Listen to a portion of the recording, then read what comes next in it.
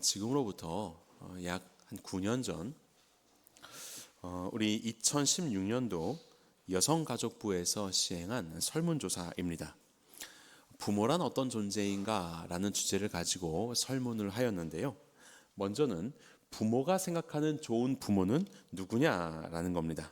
여기에 보니까 아이의 말을 잘 들어주고 대화를 많이 하는 부모가 좋은 부모다. 46% 굉장히 많죠. 그리고 남과 비교하지 않고 자녀를 있는 그대로 받아들이는 부모다. 이것도 있어요. 그리고 지속적으로 아이에게 관심을 가지고 있는 부모다. 이것이 부모가 생각했을 때의 좋은 부모로 사람들이 꼽는 그런 모습입니다. 여러분들은 어떻습니까? 좋은 부모란 이와 같이 아이들의 말을 잘 들어주고 다른 이들과 비교하지 않고 아이를 그대로 인정해주며 그와 함께하는 관심을 가져주는 부모, 좋은 부모 맞지요? 다 그렇게 살고 계시지요? 자, 이번에는 아이에게 물어봤습니다. 자녀가 생각했을 때 네가 보기에 좋은 부모는 어떤 부모냐라고 물어봤는데, 첫 번째가 아이의 말을 잘 들어주고 대화를 많이 하는 부모. 똑같아요. 똑같이 23.6%인데 여기가 1등이 되었습니다. 그리고 함께 많은 시간을 보내는 부모가 좋습니다. 또 남과 비교하지 않고 나를 그대로 있는 그대로 받아들여주는 그런 부모님이 좋습니다. 바로 이와 같은 순으로 그렇게 좋은 부모를 꼽게 되었습니다. 이 내용들을 한번 잘 기억해 보십시오. 부모가 생각하는 좋은 부모나 자녀가 생각하는 좋은 부모나 크게 다르지가 않습니다. 자, 그런데 한 가지 비슷한 시기 2013년도 대한노인회에서 했었던 설문인데요. 부모로서 언제 자녀에게 효를 느끼는가 했는데 1등 43% 굉장히 높은 수치가 걱정을 끼치지 않고 살아가는 것 그 자체가 효다라고 그렇게 응답을 하셨어요. 그리고 두 번째가 19.7% 가끔 안부 전화하고 그렇게 방문을 하면 그것으로 효다 이렇게 생각을 하고 계셨어요. 다시 말하면 부모에 대해서는 우리가 좋은 부모는 당연히 자녀들에 대해서 섬기고 자녀들을 위해주고 이것이 좋은 부모다. 그리고 이제 부모로서는 어떤 게 내게 효냐, 어떤 자녀가 내게 좋은 자녀냐, 그저 내 자녀가 아무 일 없이 무탈하게 잘 살아만 주면 그것이 나에게는 좋은 자녀다. 이렇게 응답을 하셨어요. 그래서 2023년도 한 여론조사의 설문인데요. 효라는 거에 대해서 자녀로서 부모에게 내가 자주 연락드려야 된다. 그리고 감사함을 표현해야 된다. 굉장히 높은 수치로 등장해요. 그렇지만 이 살구색입니다. 자녀들이 얘기하는 게. 뒤에 보시면 건강이 좋지 않을 때는 직접 돌봐야 되고 거동이 불편해지면 직접 모셔야 하고 경제적으로 자립하면 당연히 용돈도 정기적으로 드려야 하고 제사도 내가 모셔야 된다. 이렇게 말하는 비율이 70, 60, 50 굉장히 높은 비율로 자녀로서 내가 그렇게 해야 효지 않을까라고 그렇게 생각을 해요. 그렇지만 나의 자녀가 나에 대해서는 부모님들의 입장에서는 당연히 연락하고 감사함 표현하는 것은 감사하지만 내가 거동이 불편하다고 해서 내가 나를 직접 모시지 않아도 된다. 내가 경제적으로 자립을 하는 그런 상황이 있다 하더라도 정기적으로 나한테 용돈을 줄 필요가 없어. 내가 필요한 것이 얼마나 많겠니? 이러한 마음들이 그래서 20대로 이와 같은 효의 내용들이 차이가 나는 것을 발견하게 됩니다. 다시 보니까 그렇다면 우리는 부모님에 대해서는 부모님은 나를 위한 존재여야 해 라고 우리는 생각을 하지만 정작 이 부모는 자녀에 대해서 내 자녀는 나를 위한 존재가 아니라 내 자녀가 그저 잘 살아주는 것만으로도 나를 위한 길이 되는 바로 그것이 부모의 마음이구나라는 생각이 들었어요. 최근에 인기 있었던 폭삭 소가수다 이 드라마 많이 보셨던 것으로 제가 알고 있는데요. 그것을 보게 되면 정말로 희생하시는 부모님의 모습들이 매 화마다 등장을 하지요. 그것이 우리의 마음을 뭉클하게 합니다. 왜요? 우리가 그런 사랑을 받았기 때문에 그런 것 아니겠습니까? 부모의 사랑은 우리의 마음을 뭉클하게 합니다. 아무리 헤아려도 다 헤아릴 수 없는 것이 우리 부모님의 사랑이라고 생각합니다. 그래서 내리사랑이라는 이야기가 있는 것 같습니다. 내리사랑. 내리사랑이 무엇이에요? 물이 왜 더 아래로 흘러가죠? 무슨 과학적인 법칙을 말할 수 있지만 그것이 아니고 그냥 아래니까 흘러가는 거예요. 아래니까. 그것이 깨끗한 곳이든 더러운 곳이든 상관없이 물은 아래니까 흘러가는 거예요. 더 아래 더 아래로 그렇게 흘러가는 거예요. 그와 같이 우리의 부모님은 우리의 자녀들을 그와 같이 사랑하시는 거예요. 내리사랑으로 무조건적으로 희생하시면서 사랑하시고, 또 그 사랑을 받은 자녀가 부모가 되면 또 그와 같이 그의 자녀들을 사랑하여 점점 내리닫는 그런 사랑으로 우리는 부모님의 사랑을 내리사랑이다라고 그렇게 이야기를 합니다. 우리가 가정의 달을 맞아서 가정 안에서 또 우리의 이웃과의 관계 속에서 우리가 어떻게 나로부터 믿음의 영향력을 발휘할 수 있을까, 이것을 고민하게 됩니다. 특별히 우리가 부모로서 우리 자녀들에 대해서 내가 어떠한 믿음의 영향력을 줄 수 있을까, 이것이 우리 성도들의 고민입니다. 우리가 남겨줄 수 있는 내리사랑이 있다면 그것은 바로 믿음의 유산이 아닐까라는 생각이 들어요. 오늘 본문의 3절을 보면 바울은 이렇게 말합니다. 내가 밤낮 간구하는 가운데 쉬지 않고 너를 생각하여 라고 이야기하면서 조상적부터 섬겨오는 하나님께 감사한다라고 이야기합니다. 바울에게도 그의 부모님 하나님을 섬기면서 오는 영적인 흐름들, 믿음의 유산이 있었던 것이에요. 바울이 다메섹으로 가는 도중에 예수님을 개인적으로 만나죠. 놀라운 기적을 체험하지 않습니까? 부활하신 예수님을 만나고 그의 음성을 듣지 않습니까? 그리고 그의 삶이 완전히 바뀌게 됩니다. 하지만 그가 오늘날과 같은 이런 바울이 있게 된 데에는 바울의 고백과도 같이 단순히 개인적인 예수님과의 만남 그뿐만이 있는 것이 아니라 그 전부터 이 땅에 예수님을 보내주시고 우리를 구원하시기 위해서 메시아를 보내주겠다고 약속하셨던 그 하나님에 대한 믿음이 조상들로부터 계속 이어온 믿음의 유산들로 바울 나에게도 있어 왔다, 나도 이 믿음의 유산을 받았다라고 고백을 하고 있는 것이죠. 이것이 바로 오늘의 바울을 있게 하는 아주 중요한 믿음의 유산 중에 하나였던 것입니다. 본문에 나오는 디모데도 마찬가지입니다. 디모데는 비록 연소한 자였지만 그는 모든 부분에 있어서 많은 성도들의 모범이 될 수 있는 귀한 믿음의 성도였고, 하나님은 그를 통하여서 소아시아 지역의 아주 중요한 도시 중의 하나인 에베소라고 하는 그 도시에 교회를 심우하고 영혼들을 섬기게 하는 에베소 교회의 목회자로 이 디모데를 세우지 않습니까? 그 디모데의 믿음에 대해서도 본문은 이렇게 말합니다. 이 믿음은 먼저 내 외조모 로이스와 내 어머니 유니게 속에 있더니 내 속에도 있는 줄을 확신하노라. 신앙의 유산이, 믿음의 유산이 외할머니로부터, 어머니로부터, 그리고 이제 디모데에게까지 이어오고 있는 이 귀중한 내리 사랑의 모습을 우리 가운데 보여주고 있는 것이에요. 이전에 제가 어렸을 때 봤던 한 동화가 있습니다. 아마 여러분들도 잘 기억하실 텐데요. 지금으로부터 약 60년 전에 출판이 된 셀 실버스타인의 아낌없이 주는 나무라는 우화가 있습니다. 기억하시죠? 한 아이가 나무가 너무 좋아서 나무 그늘에서 놀기도 하고 그네 타기도 하고 그렇습니다. 그러다가 이 아이가 자라서 돈이 필요하자 나무에게 돈을 요청하니까 나무가 자기에게 있는 모든 사과를 다 떨어가지고 이제 주었어요. 그리고 이제 아이는 떠났지요. 그리고 좀 장성한 아이가 돌아와서 이제 결혼하고 집이 필요하다고 그러니까 나무가 자기의 가지들을 다 잘라서 주었습니다.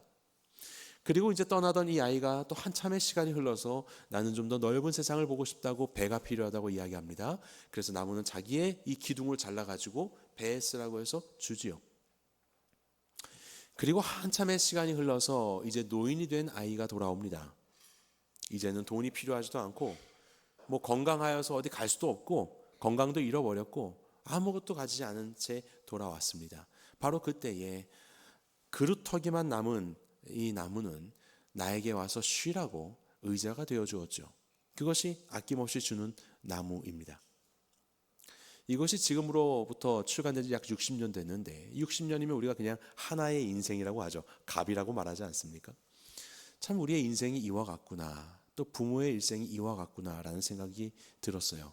그러면서 제가 어렸을 때 봤을 때 이해가 안 됐던 한 내용이 있습니다. 아낌없이 주는 나무 가장 마지막 문장, 기억하시는 분들 계실 텐데요. 바로 이 문장입니다.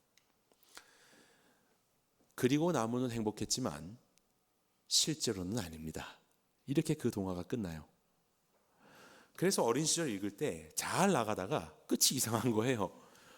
아니, 영원히 행복하면 행복했지, 갑자기 실제는 아니다고 끝나버리니까 뭔가 2편이 나와야 될 것 같고, 저자의 의견을 듣고 싶은데 뭐 알 도리는 없고, 그래서 이제 뭐 그냥 여러 이렇게 책들이나 좀 찾아봤죠. 그럴 때 그런 이야기들을 사람들이 했어요. 이게 희생적 사랑의 한계야. 사랑은 상호적이어야지 퍼주다가 이 아이는 도대체 떠나고 필요하면 오고 떠나고 필요하면 오고, 도대체 이 아이가 이 나무의 사랑에 그 반토막이라도 알려나?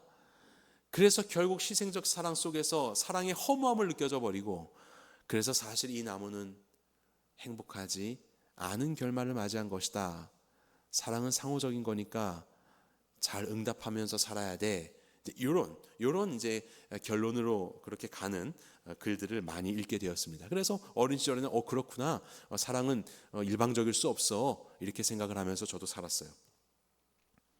그러다가 부모가 되어 보니까 조금 이 결말이 다르게 다가옵니다.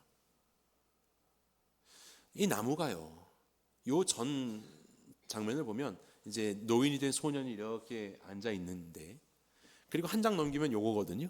소년이 없어요. 이제 죽은 것이죠. 이별한 것이에요. 이 나무는 다 주고 나중엔 내 몸뚱아리까지도 소년을 위해서 주었는데, 이제는 더 이상 줄 것도 없고, 그리고 줄 수도 없어요. 이별했기 때문에 그렇습니다. 그는 나의 모든 것을 주어서 행복했지만 더 이상 줄 수 없는 이 모든 상황 속에서 자기의 한계를 느끼게 되며, 행복했지만 행복하지 않을 수 있겠다, 더 행할 수 없는 이 아픔 때문에, 한계 때문에 그러한 마음이 들겠다. 제가 이거를 부모가 되면서 조금씩 깨닫기 시작합니다. 오늘 본문에 보니까요, 바울이 이렇게 말해요. 내 눈물을 생각하여 너 보기를 원하면 내 기쁨이 가득하게 하라매니. 바울이 지금 디모데후서를 쓰는 상황은 감옥에 갇혀 있을 때입니다. 바울이 감옥에 2번 갇히게 되거든요. 로마에서 첫 번째 갇혔다가 풀려나고 두 번째 갇힐 때가 이때인데, 이때에 이제 사형을 앞두고 있는, 순교를 앞두고 있는 상황입니다. 네로 황제의 치하 아래서요. 그 상황 속에서 영적인 아버지인 바울의 그 순교를 앞두고 당연히 디모데는 슬픔 가운데 눈물을 흘리고 있을 거예요. 이별이에요, 이별을 앞두고 있는 상황에 지금 디모데후서 편지를 쓰고 있는 겁니다. 울고 있는 디모데에게 그를 격려하며 하나님이 기뻐하실 사명을 다시 한번 일깨워 주기 위해서 바울이 이렇게 편지를 쓰고 있거든요. 영적인 아비 바울이. 이와 같이 우리의 삶에서도요, 우리는 이런 한계가 찾아옵니다. 부모로서 우리 자녀가 잘 되기를 바라고 아무 일 없이 무탈하게 살기를 간절히 바라지만 우리가 해줄 수 있는 것이 한계가 있습니다. 돈을 준다고 됩니까? 돈도 한계가 있을 때 없을 때 없는 거 아니에요? 건강한 유전자를 물려줬으니까 됐다? 아니요. 건강한 유전자가 이 험난한 세상의 풍파 속에서 우리 자녀들의 삶을 안정적으로 지켜준다는 보장이 없지요. 우리가 아무리 많은 것들을 준다고 하여도 점점 나는 쇠락해져 가고 더 이상 줄 수 있는 것도 없고 언젠가는 우리는 이별하게 될 것입니다.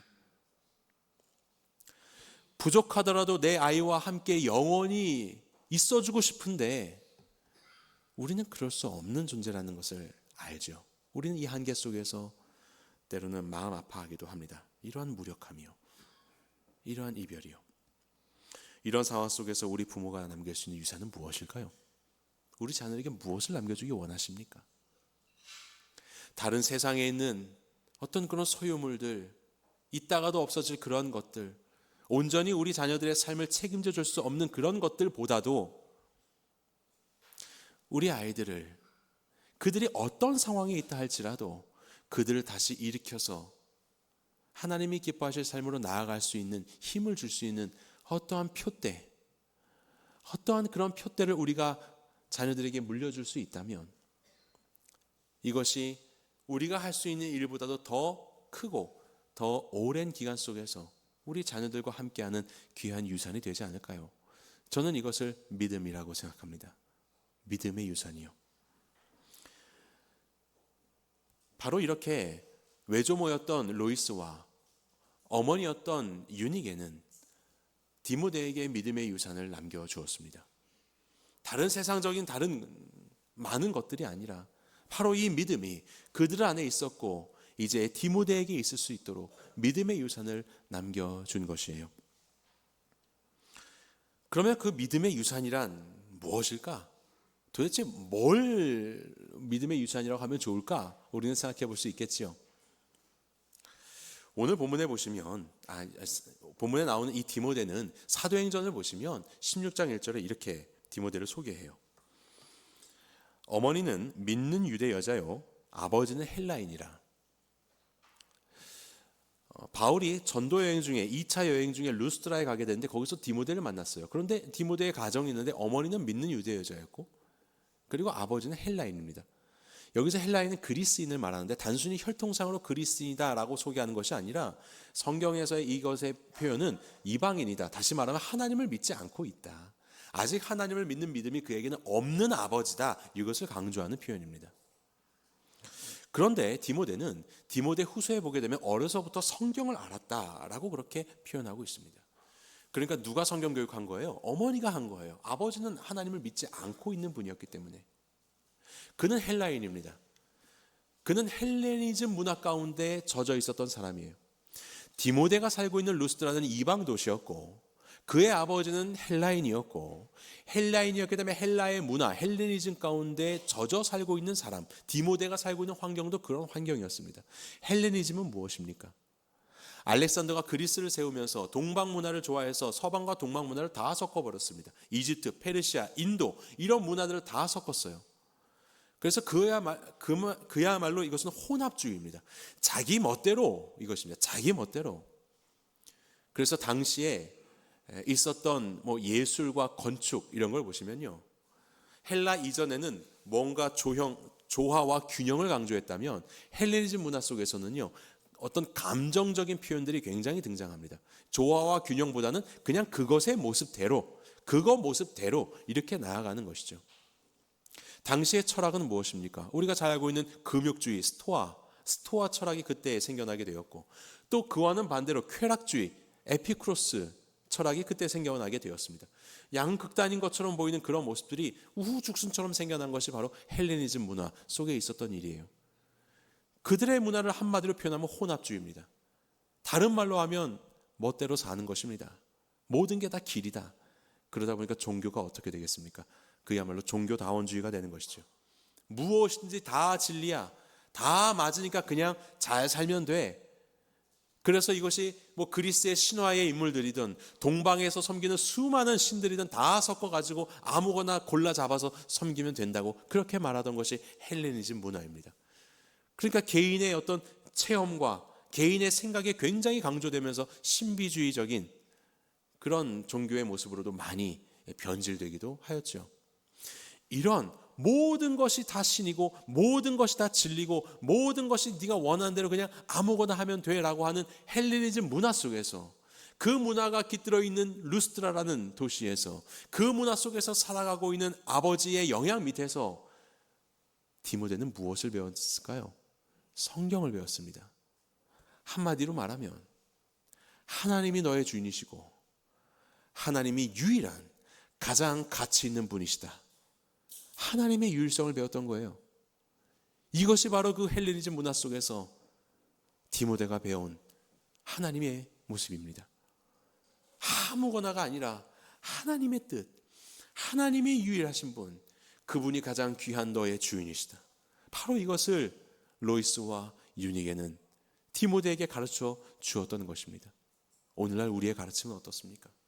우리는 우리 자녀들에게 무슨 신앙의 유산을 남겨놓고 있습니까?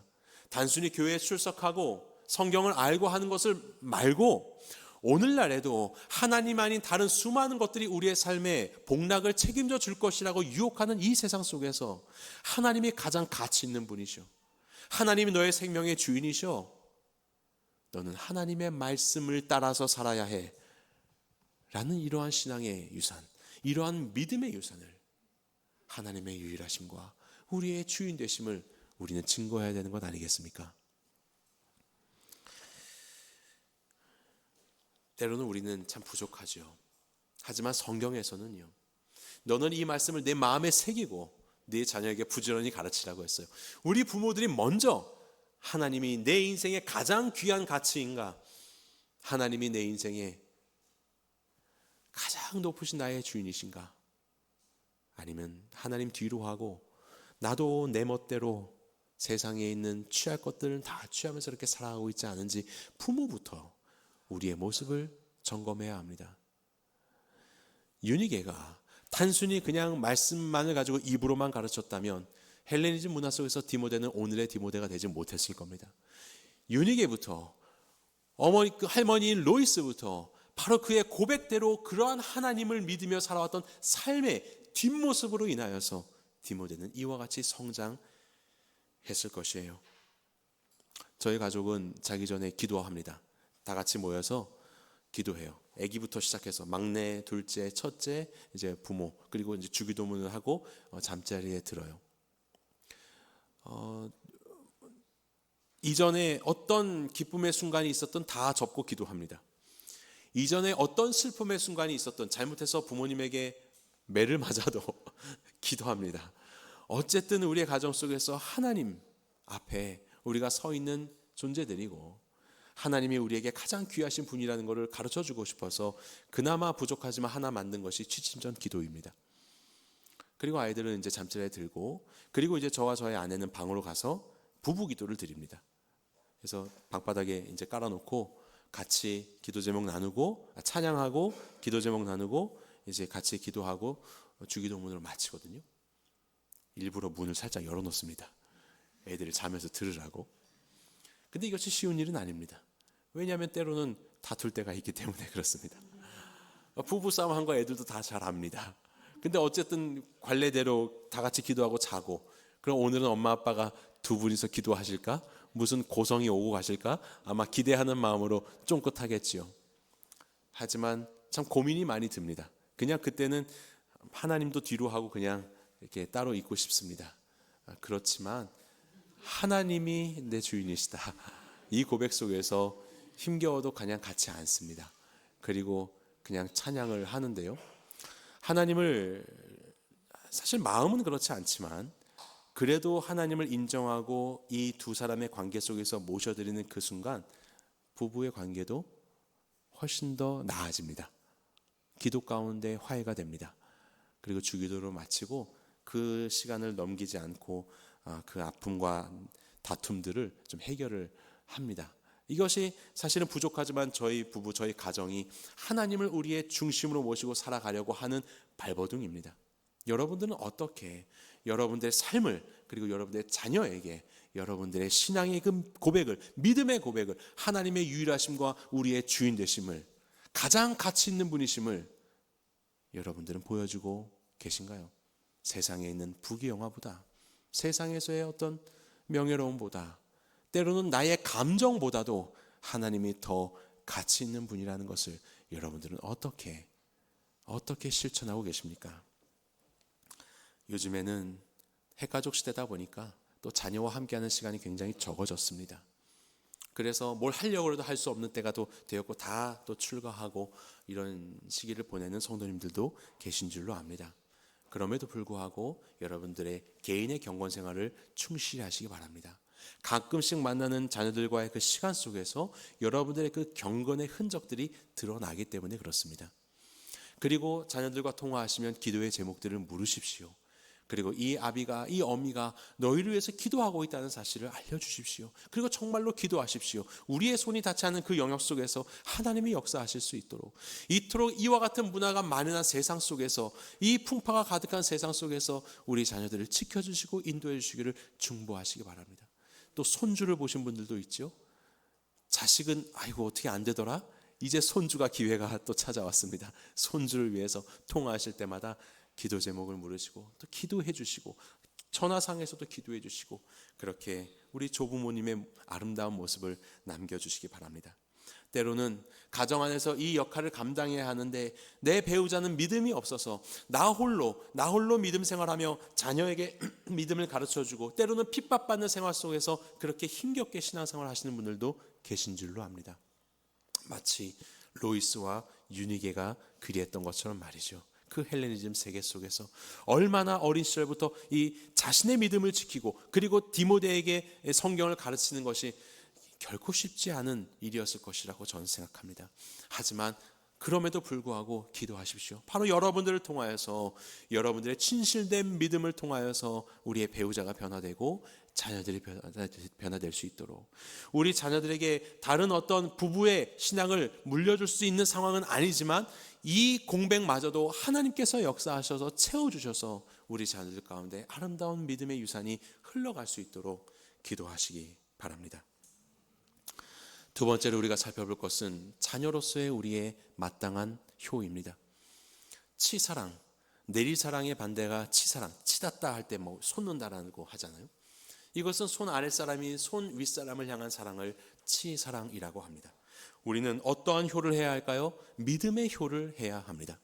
오늘 본문에 보시면 죽음을 앞두고 있는 바울이 기쁨을 이야기합니다. 내가 너 보기를 원함은 내 기쁨이 가득하게 하려 함이니. 아니 도대체 순교 앞두고 무슨 기쁨이 그렇게 가득한가? 기쁨의 원인을 봤더니 이렇게 표현합니다. 이는 내 속에 거짓이 없는 믿음이 있음을 생각함이라. 영적인 아비인 바울에게 있어 가장 큰 기쁨은 디모데 안에 있는 거짓 없는 믿음이었습니다. 자신이 순교를 앞두고 있는 이 상황 속에서 해방이 되었다, 이런 것이 기쁜 게 아니라, 아니면 이제 곧 죽을 날 멀지 않았는데 먹고 마시는 문제를 위해서 뭐 디모데가 영치금을 많이 넣어줬다, 이래서 기쁜 것이 아니라 디모데 안에 있는 거짓 없는 믿음이 영적 아비인 바울을 기쁘게 한 것이에요. 우리 부모님들은요, 우리 자녀들이 무탈하게 사는 것, 그것이 내게 효입니다라고 거의 반절이나 말씀을 해주셨는데요. 우리 신앙인에게 있어서, 우리 부모에게 있어서 가장 기쁜 것이 무엇이겠습니까? 자녀에 대해서요. 우리 자녀가 무엇인가가 되고 무엇인가를 이루고 무엇인가를 나에게 해줘서가 아니라 그 안에 하나님을 향한 진실한 믿음이 있는 것, 이것이 가장 큰 효이지 않습니까? 이것이 가장 큰 기쁨이시죠? 왜요? 이것이 진짜니까. 이것이 이 세상을 넘어 영원한 삶을, 우리의 자녀에게 가장 좋은 삶을 주는 진짜 그 통로가 그 믿음이니까. 그 믿음이 거짓 없는 믿음이 될 때 이것이 우리 부모님들에게는 가장 큰 효가 된다는 것을 우리 자녀들은 기억해야 할 것입니다. 그래서요, 우리는요, 우리 부모님으로 인해서 귀한 이 기독교적인 배경 속에서, 문화 속에서 또 이렇게 자연스럽게 신앙생활을 시작할 수 있게 되었지만, 자녀는 나의 믿음이 정말로 거짓이 없는 믿음인지를 점검하셔야 됩니다. 그냥 살다 보니까 된 것이 아니라 정말로 나는 거짓이 없는 믿음인가? 내 믿음의 뿌리는 어디인가? 믿음은 들음에서 나며 들음은 하나님의 말씀이라고 했는데, 내 믿음은 하나님의 말씀에 근거한 믿음인가? 그냥 어디 들은 남의 이야기나 다른 사람들의 어떤 상황이 아니라 정말로 하나님의 이 말씀을 통하여서 이 말씀이 내게 진리가 되고 말씀의 빛 가운데서 나의 믿음이 싹 트고 있는가? 야고보서를 통하여서 행함 없는 믿음은 죽은 것이라고 했는데, 믿음 있다 라고 이야기하지만 실상 내 삶에는 아무런 믿음의 결실이 없고 믿는 자로서의 모습이 나타나지 않는다면 정말로 내 믿음은 진실한 믿음인가? 죽은 믿음은 아닌가? 우리는 점검해야 되는 것입니다. 그리고 베드로를 통하여서도 말씀하신 것처럼 너의 믿음의 확실함이 불로 연단하여도 없어질 금보다 더 귀하다고 했는데, 우리의 믿음이 세상의 고난과 아픔과 힘겨움 속에서 정말로 나에게 작동하여 나에게 힘을 주고 표대를 주며 나로 이것에 승리케 하는 진정한 작동하는 살아있는 믿음으로서 내게 있는가? 그 금보다, 불로 연단해도 없어지지 않을 금보다도 귀한 믿음이 이 고난의 현장 속에서 정말로 내게 살아서 있는가? 우리는 이것을 점검해 봐야 하는 것이에요. 진짜 효도, 이것은 참된 믿음을 갖는 것입니다. 여러분들의 믿음이 거짓된 믿음이 되지 않는 것, 그것이 바로 믿음의 효를 다하는 자녀요. 그 믿음을 가지고 살아갈 때 우리는 부모님께 공경하고 그 은혜에 감사하며 우리의 믿음의 이유가 되시는 하나님을 사랑하기에 주께서 내게 허락하신 부모님도 사랑할 수 있게 되는 것이지요. 혹 아직 신앙을 갖지 않은 부모님들 계신 자녀들도 계신 줄로 압니다. 부모님들을 위해서 기도하십시오. 말로 설득된다고 잘 되지 않지요. 하지만 부모님들에서 기도하고 있음을 이야기하시면서 정말로 여러분들 삶 속에 여러 어려움 가운데서도 어떻게 주께서 내게 힘주시고 말씀의 힘으로 내가 이겨나가고 있는지, 어떻게 이 인생을 이렇게 살아가며 하나님 주시는 귀한 마음들을 누리고 있는지를 부모님께 말씀해 주십시오. 그 자녀의 평안한 삶, 그 삶을 허락하신 하나님께 감사하는 부모님이 되실 것입니다. 자녀 이기는 부모 없다고 하는데요, 정말로 부모님 위해서 기도하시고 여러분들의 변화된 삶을, 진정으로 변화된 진실된 삶을 우리 부모님들과 나누시기 바랍니다. 그리고 최근에도 우리 교회에 이 어버이날을 맞이해서 아직 믿음을 갖지 않은 부모님께 복음을 증거하기 위해서 결단하신 우리 그 지체가 계세요. 그래서 기도 제목으로 나눠주셨고 목장 안에서도 기도하고 저도 함께 기도했고, 그분이 또 그 참 가족 전도하기가 어렵지 않습니까? 복음 전하는 게 어렵거든요.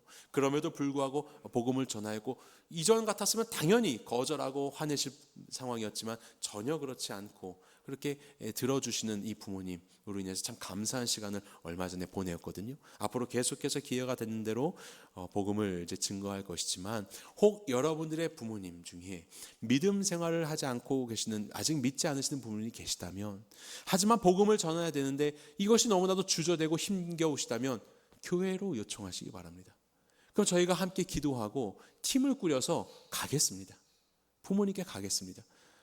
해외에 계신 부모님은 좀 고민해 봐야 되겠지만요, 국내에 계시면 어디라도 가겠습니다. 몇 차례라도 가서 복음 전하고, 아유 우리 어머니 이제 다 병환이 깊으시고 이제 늦었어요 라고, 아니요, 늦은 시간 없습니다. 예수님 십자가 옆에 있었던 강도, 그보다 늦은 사람이 세상에 어디 있겠습니까? 어느 누구도 늦지 않았습니다. 이제 세상에 있는 모든 것들 다 뒤로 하시고 이제 남은 시간들을 그저 보내셔야 하는 우리 사랑하는 부모님, 예수님 만나는 게 가장 큰 효도이지 않겠습니까? 우리가 함께 이 일들을 감당하기 원합니다. 바울은요, 이어서 이렇게 말합니다. 그러므로 내가 나의 안수함으로 내 속에 있는 하나님의 은사를 다시 부를 듯하게 하기 위하여 너로 생각하게 하노니. 바울은 그렇게 전해진 믿음이 디모데에게서 그치지 않고 그를 통해서 많은 사람들에게 또 전달될 수 있도록 그에게 정말 안수하여서 그 안에 주신 하나님의 선물, 그 은사들이 불일 듯 일어나 그 사명 감당하게 되는 것을 간절히 원했습니다. 단순히 혈통으로서의 자녀가 아니라 영적인 자녀로서 많은 하나님께서 허락하신 우리의 주일학교 학생들과 우리의 이웃들에게 하나님의 복음을 증거하는 이 귀중한 사명, 그래서 이 믿음의 유산이 너로부터 시작돼서 또 다른 이들에게로 계속해서 흘려져 갈 수 있게 하는 것이 바로 바울의 간절한 소망이었습니다. 하나님은 그렇게 오늘 우리들을 부르셨습니다. 여러분들을 통하여서 이 참된 믿음의 유산이 흘러갈 수 있도록 우리에게 주신 허락하신 사랑하는 부모님과 우리의 이 어여쁜 자녀들과 또 우리의 영적인 자녀들과 그리고 우리의 이웃들에게 흘러갈 수 있도록 나를 통해서 흘러갈 수 있도록 하나님은 오늘도 이것을 간절히 원하고 계신다는 것을 기억하시기 바랍니다. 이 세상을 살아가며 여러분 무엇을 전해주겠습니까? 무엇을 남기며 살아가겠습니까? 무엇이 참다운 우리의 삶의 결실이 되겠습니까? 그것은 바로 믿음이에요. 믿음의 유산을 남기시는, 믿음의 영향력을 이 땅 가운데 발휘하며 많은 이들에게 흘려보내시는 주의 자녀가 되시기를 예수님의 이름으로 간절히 축원합니다. 그래서 아까 봤던 그 우화의 마지막이요, 그리고 나무는 행복했지만 실제로는 아닙니다. 이런 시시한 결말 말고요, 때로는 우리의 삶이 그쳐지고 더 이상 할 수 없게 되는 그날이 오겠지만, 우리가 남겨놓은 믿음의 유산으로 인하여서 하나님께서 놀랍게 역사하셔서 더욱더 풍성하게 하실 그 일들을 바라보며 우리는 그리고 나무는 행복했습니다 forever, 이렇게 마치는 우리의 인생이 되기를 주님의 이름으로 간절히 축원합니다.